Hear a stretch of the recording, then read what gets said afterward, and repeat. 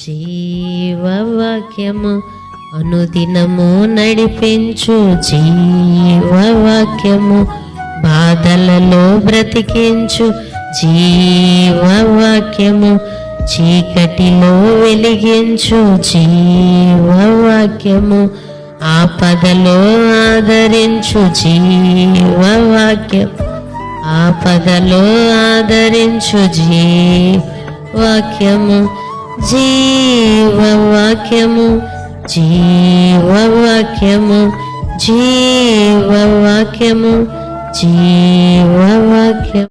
దేవుని నామానికి మహిమ కలుగును గాక. క్రీస్తు నందు ప్రేమైన దేవుని బిడ్డలారా, అనుదిన జీవవాక్యమునకు మిమ్మల్ని ప్రేమతో ఆహ్వానిస్తున్నాము.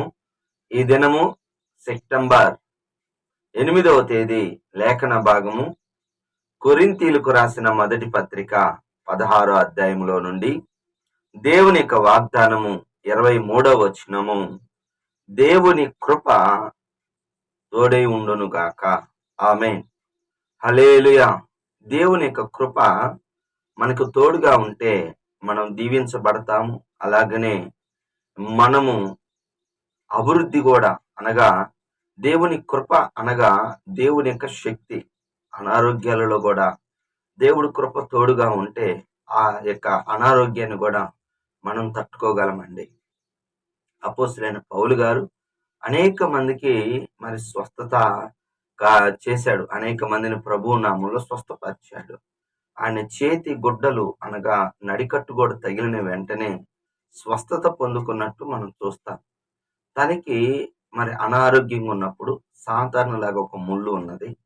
మరి పండితుల అభిప్రాయ ప్రకారము కనుదృష్టి అంటే కంటికి కళ్ళకి పుస్తులు వస్తూ అది ఒక కంటి సమస్య ఉన్నది అని పండితులు చెప్తూ ఉంటారు. దాని కొరకు ముమ్మారు ప్రార్థన చేశాడు. ఒకసారి చేశాడు, 2 సార్లు, ముమ్మారు ఇది నాకు తొలగించు ప్రభువా, ఈ బాధ తట్టుకోలేకపోతున్నాను అని చెప్పినప్పుడు దేవుని యొక్క వాక్యము స్పష్టంగా తెలియచేస్తుంది. 2 కొరింథీ 12వ అధ్యాయంలో ఏమని రాయబడింది అంటే, నా కృప నీకు చాలును, నువ్వు ఎప్పుడు బలహీనుడివో అప్పుడే నా శక్తి నీ యందు పరిపూర్ణమవుతుంది. అవునండి, కృప అనేది బలమిస్తుంది. ఇప్పుడు ఉన్న దానిని తట్టుకొని దానికంటే ఎక్కువ శక్తి నీకు ఇస్తుంది. హల్లెలూయా. అంటే ఇంతకు ముందు ఒక గ్రామానికి సువార్త చెప్తే ఇప్పుడు 4 గ్రామాలకు సువార్త చెప్పేంత శక్తిని దేవుడిస్తాడు. అందుకే తన యొక్క శిష్యుడు అనగా ఆత్మీయ కుమారుడు, అదే 1 కొరింథీ 16వ అధ్యాయంలో రాయబడింది, మరి తిమోతిని మీరు చేర్చుకోండి, అతడు నా వలె ప్రభు పని చేయువాడు. అతడికి మరి ఉదరము యొక్క వ్యాధి ఉన్నది, కడుపు జబ్బు నిమిత్తము మరి ప్రార్థన చేస్తూ స్వస్థత రావచ్చు కదా, అది దేవుడి కృప అండి. అయితే నీవు మరి కొంచెం కొంచెంగా ద్రాక్షారసం తీసుకోమని చెప్తూ 2 తిమోతి 2వ అధ్యాయం 1వ వచనములో, నా కుమారుడైన తిమోతి, యేసుక్రీస్తు కృపనందు బలవంతుడు కమ్ము. మన బలం క్రీస్తే. నేను బహుగా ప్రయాసపడ్డాను అంటాడు అపోస్తలుడైన పౌలు గారు. అందరు అపోస్తలుల కంటే ఎక్కువగా ప్రయాసపడి మిషనరీ యాత్రలకి సేవ చేశాను. కానీ నేను ప్రయాసపడ్డాను, అది నేను కాదు, నా యందున్న దేవుడి కృపే. హల్లెలూయా. కృప అంటే శక్తి అండి. ఈ కృప ఎలా ఆవరిస్తుంది అంటే కీర్తన భాగంలో ఉంటది, దేవుని యందు భయభక్తులు గలవారి చుట్టూ ఆయన కృప ఆవరిస్తుంది. అవును, అంటే భయభక్తులు కలిగి ఉంటే కృప ఇస్తాడు. ఆదికాండం 6వ అధ్యాయంలో 8వ వచనములో నోవహు కృప పొందుకున్నాడు. ఎందుకంటే హెబ్రీ 11:7వ వచనం ప్రకారము మరి అది వరకు చూడని సంగతులు దేవుని చేత హెచ్చరింపబడి భయభక్తులు గలవాడే వాడని సిద్ధపాటు చేసుకున్నాడు. భయభక్తులు కలిగి ఉన్నాడు, నీతిమంతుడు, దేవుడితో నడిచినవాడు, నిందలేనివాడు. అటువంటి వారికి దేవుడి కృప ఎప్పుడు తోడుగా ఉంటుంది. అందుకే జలప్రలయంలో తన కుటుంబాన్ని కాపాడుకోగలిగాడు. దేవుడు కృప నీకు తోడుగా ఉంటే నువ్వెంత గొప్పైనా ఆయన కృపలో నువ్వు బలవంతుడి కమ్ము, ఆయన నీకు శక్తిని ఇస్తాడు. ఒప్పుకోవాల్సిన పాపాన్ని చూస్తే 9వ వచనములో ఎదిరించువారు అనేక మంది ఉన్నారు.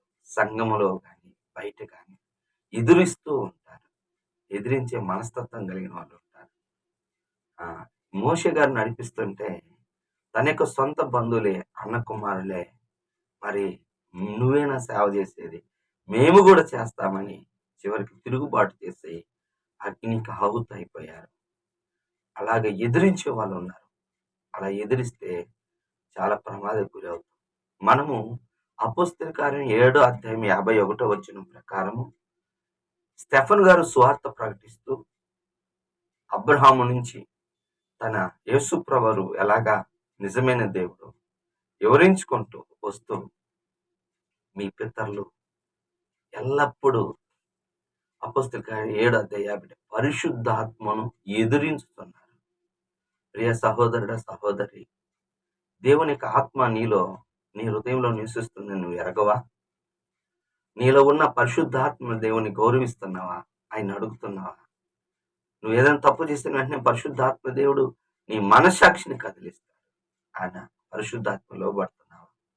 పరిశుద్ధాత్మతోనే ఆదిమ సంఘానికి అనేక మంది సహకారులుగా ఉన్నారు. తమ యొక్క స్థిర చరాస్తులను తీసుకొచ్చి అపోస్తల పాదముల ఎద్ద పెట్టినప్పుడు అననీయ సప్పిరాలు గడు పొలము అమ్మారు, కానీ పరిశుద్ధాత్మను మోసం చేశారు. పరిశుద్ధాత్మను మోసం చేయవద్దు. పరిశుద్ధాత్మను ఎదిరించవద్దు. ఎదిరిస్తే మనము మరి అనేకమైన శ్రమలకు గురవుతాం. జాగ్రత్త, పరిశుద్ధాత్మ దేవుడు నీలోనే ఉన్నాడు. పరిశుద్ధాత్మ చేత ఎందరైతే ఆత్మ చేత నడిపింపబడతారో వారే దేవుని కుమారులు అనబడతారని వాక్యం సెలవిస్తుంది. దేవుడు ఆత్మ చేత ప్రకారం నడుచుకో. చివరిగా ఆజ్ఞ 15వ వచనం, స్టెఫన్ ఇంటి వారు పరిశుద్ధ పరిచర్య చేయుటకు తమను తామే అప్పగించుకున్నారు. ఏదైనా పరిచర్య చేస్తున్నప్పుడు నిన్ను నువ్వు అప్పగించుకో. వాక్యము చెప్పు వారికి సహకారులుగా ఉండు, విధేయులుగా ఉండు. అప్పుడు పరిచర్య చేయటానికి గొప్పగా ఉంటుంది. పరిచర్య చేసే వాళ్ళు ఎప్పుడు ఒక మాట గుర్తుపెట్టుకోవాలి, పరిచర్య మనుషులు కాదు. మందిరంలో కానీ ఎక్కడ నువ్వు పరిచర్య చేసినా ప్రభువే నీకు ప్రతిఫలం ఇవ్వాలి. అలా అయితేనే పరిచర్య చేయి, లేకపోతే చేయవద్దు. ఎందుకంటే చాలా మంది పరిచర్య చేస్తున్నా మమ్మల్ని మందిరంలో పరిచర్య చేయించారు, తర్వాత వాడుకున్నారు, వదిలిపెట్టారంటారు. అది చాలా తప్పు మాట. అది అలగదు. ఎందుకంటే తెలియక అడుగు అంటున్నారు, కానీ అలాగా మనుషులు కాదు కదా, ప్రభుకి చేసినట్టే కదా. నా నామంలో గిన్నె నీళ్ళు ఇచ్చినా కానీ నా ద్వారా ప్రతిఫలం పొందుకుంటారు, కానీ నీళ్ళు ఇచ్చిన వాళ్ళు నీకేం కానుక ఇవ్వరు కదా. కాబట్టి దేవుడే నాకు ప్రతిఫలం ఇవ్వాలని తెలుసుకో. అలాగే నీ మందిరంలో ఏమి కొరత ఉందో తెలుసుకో. అన్న వచ్చి ప్రార్థన చేస్తుంది, పిల్లలు కలగటం లేదు. ఒక్కసారి యాజకుడిని చూస్తుంది. ఏలి యాజకుడిగా ఉన్నాడు, కానీ కుమారులు తప్పిపోయారు, పాపంలో పడిపోయారు. అయ్యో, పరిచర్య ఇక్కడ ఆగిపోయేటట్టుంది. ప్రభా, నాకు ఒక కుమారుని ఇస్తే సమర్పించుకుంటానయ్యా అని చెప్పింది. పాలు విడిచిన వెంటనే ఆ బిడ్డని తీసుకొచ్చి పరిచర్యలో పెట్టింది. అతడు గొప్ప పరిచర్య చేశాడు. అతడే సమూయేలు గారు, రాజుల్ని అభిషేకించాడు.